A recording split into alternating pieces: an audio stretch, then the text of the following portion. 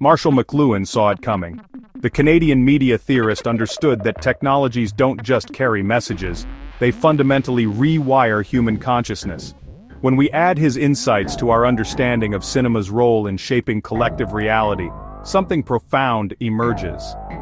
It's not just the stories films tell, but the very technology of cinema itself that transforms how humanity dreams together.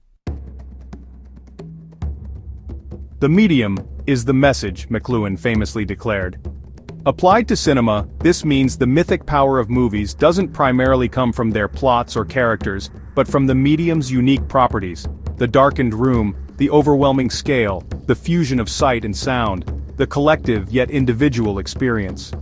These technological features shape consciousness in ways that would make Jung's collective unconscious operate differently in the age of film than in the age of oral storytelling. McLuhan distinguished between hot and cool media. Television, he argued, was cool, low definition, requiring active participation to fill in the gaps. But cinema is molten hot, high definition, immersive, overwhelming the senses. It doesn't ask for participation, it demands surrender.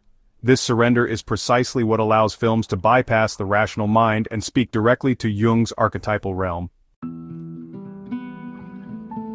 Here's where it gets fascinating. McLuhan believed each new medium creates what he called acoustic space, a field of simultaneous relationships rather than linear connections. Cinema creates a unique form of acoustic space where past, present, and future collapse, where cause and effect blur, where the mythic and mundane intersect. This is the perfect technological environment for what Mitch Horowitz would recognize as co-creative reality to flourish. Consider how cinema extends human faculties in McLuhan's terms. It's not just an extension of the eye, but of the collective dream function. Before cinema, shared dreaming happened through ritual, theater, and storytelling around fires. Cinema technologizes this process, creating what we might call industrial-strength collective dreaming. The implications for reality creation are, well, pretty staggering. McLuhan predicted the global village, a world where electronic media would create a new form of tribal consciousness. Cinema was arguably the first global medium, creating shared mythologies across cultures. When billions watch the same Marvel movie, they're not just consuming entertainment, they're participating in a technological ritual that shapes the global nervous system. The real magic happens in what McLuhan called the interval, the gap between figure and ground.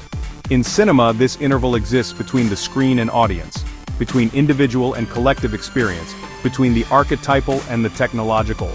This gap is where co-creative reality does its work, where the collective unconscious gets programmed and reprogrammed by the medium itself.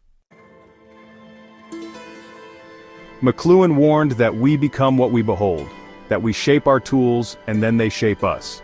Cinema has been shaping us for over a century, creating new forms of collective consciousness, new ways of processing myth and meaning. The question isn't whether we're being programmed, it's whether we understand the programming language. When filmmakers understand they're not just telling stories but operating consciousness-shaping technology, everything changes. When audiences recognize they're not just watching but participating in techno-magical rituals, everything changes. The cinema becomes a laboratory for engineering tomorrow's myths, tomorrow's possibilities, tomorrow's realities. McLuhan asked us to understand media as environments, not just channels. The cinematic environment, with its specific technological properties, creates unique conditions for collective reality creation. It's a space where the ancient shamanic function meets industrial technology, where archetypal patterns get amplified through electron beams and digital projection.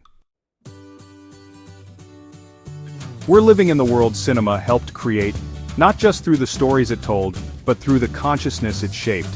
Every new medium brings new possibilities for collective dreaming and reality creation. As we move into virtual and augmented reality, understanding cinema's role as consciousness technology becomes even more crucial. The question for our time, now that we're beginning to understand how these technologies shape collective reality, how do we use them consciously? How do we become gardeners of the collective unconscious rather than its unwitting subjects? The screen isn't just reflecting our dreams back to us, it's teaching us how to dream.